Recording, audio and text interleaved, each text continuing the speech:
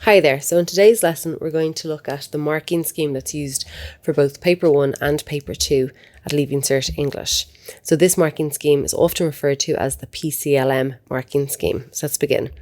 So first of all, of the 4 criteria, P is most important. This is for your clarity of purpose marks. So this is worth 30% and you are awarded for engagement with the set task.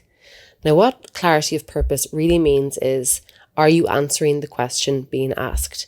So if, for example, you are asked to write a short story about a character who faces a dilemma, and you write a short story about a princess who is perfectly happy in her life, no dilemmas, well, you're going to lose significant marks under clarity of purpose because you haven't fully engaged with the task at hand.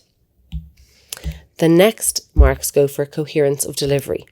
So this is your ability to sustain the response over the entire answer. And the most important thing for you to understand by coherence of delivery is you are being rewarded for a clear structure. So the best way to score highly for your C marks is to have a plan in place and to stick to it. So it's really, if you plan, you are going to be rewarded for having a clear structure under coherence of delivery. You're also awarded marks under this subheading for having appropriate quotes and references where relevant. Then L is for efficiency of language. That's also worth 30%. And you are rewarded for the management and control of language to achieve clear communication. And clear is really important here. So you have to use appropriate vocabulary, clear sentence structures, have effective paragraphs that work well, correct punctuation, and have a fluency that is appropriate to the delivery of the task. So some people think that you get lots of marks in English for having a really impressive vocabulary. But if the words don't make sense in the context of your sentence, you are going to lose marks under the efficiency of language subheading. So you want to have very clear vocabulary and your sentences should all make sense. Then you have the mechanics marks. So they're going for your accuracy of mechanics. It's worth 10%. And you are rewarded for your accuracy in your spelling and your grammatical patterns.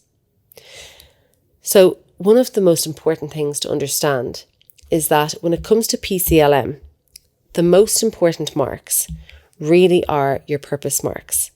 Because under the guidelines that the examiners are given, they are told that you cannot score higher in these 2 sections, your coherence of delivery or your efficiency of language marks, than your purpose marks. So whatever you get here dictates how well you do here. So we're going to go through a few samples just to show you what that actually means.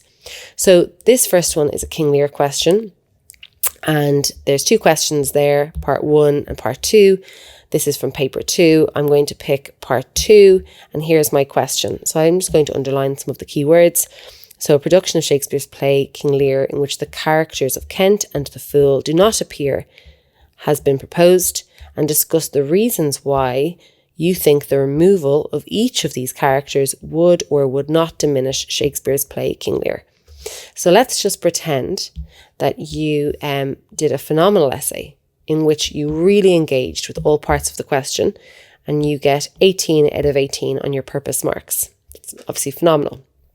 Well, then you can get the full range of marks here. So for your coherence of delivery, let's just say your planning was perfect and you get 18. For your language use, let's say again, your language is amazing, you get 18. And for your mechanics, your spelling, your grammatical patterns, you get 6.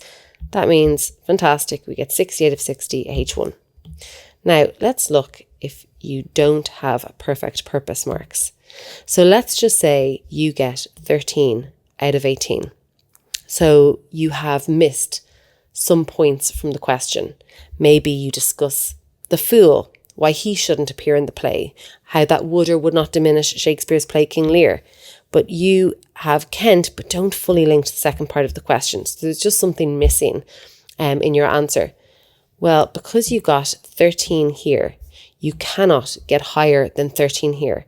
So if your paragraph planning, your structure is amazing and you would otherwise have gotten 18, well, today you can't get more than 13. Likewise for your language, if your vocabulary is incredibly consistent and it's clear, it's varied, you still cannot get more than 13 because your purpose marks are capped there. And for the mechanics, you can get up to the full range of 6 out of 6. So all of a sudden that gives us 45 out of 60, and that is 75%, all because you missed some part of the question, and the rest of your essay could be absolutely brilliant. So this is why the purpose marks are so important. You need to answer the question being asked, and it's why you cannot just learn off essays in English. So let's try another example here. So this one is a composition paper I can see because it's 100 marks.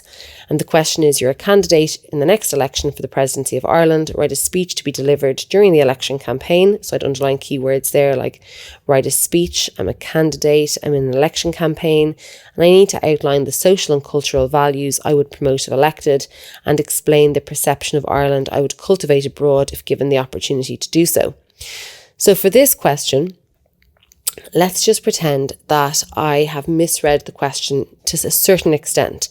So I have a speech about the social and cultural values and the perception of Ireland I want to cultivate, but I totally miss the fact that I'm supposed to be a presidential candidate. And let's just say that I get 18 out of 30. Again, this is going to affect my coherence marks and my language marks. So let's just say my coherence. Well, actually, ignoring what I got on purpose, my paragraphs weren't completely clear in terms of structure and my points were a little bit jumbled up. So let's say I get 17. And then my language marks, well, whether my language is fantastic or it's worth 18 out of 30, I have to get max 18 out of 30 because that's what I got on my purpose. And then let's say I make a couple of spelling or grammatical mistakes. I'm getting 7 out of 10 here, and this will bring me 60%. And again, it just shows the absolute importance of getting a high purpose mark. So if your purpose is, let's say, 18 out of 30, 19 out of 30, your coherence and language cannot go higher than that. So you must answer the question being asked. So a last example is from a question B. And for this one, let's just do this one nice and quickly. And we'll say I get 12 out of 15 here. I can get no more than 12 on my coherence, but let's pretend my structure was good, but it could have been a little bit clearer. I get 11. Then my language, it was fine, but there were some syntactical issues. There were some errors. I get 10. And then for my mechanics, I get 4. So this gives me 37 out of 50, 74%. So it's still a good result. But again, I can just see how the marking scheme is applied, that they're really thinking about all parts of my paper. So a quick recap, the clarity of purpose marks. This is the most important thing to remember. You have to answer the question being asked because otherwise you cannot get any higher in your coherence of delivery and efficiency of language marks than in your purpose marks. So answer the question being asked, and then M is for your mechanics. So in the next video, we're going to look at how we actually structure our paragraphs. So I'll see you there. If you like this video, you'll love our notes. You can get some for free in the link in the description of this video.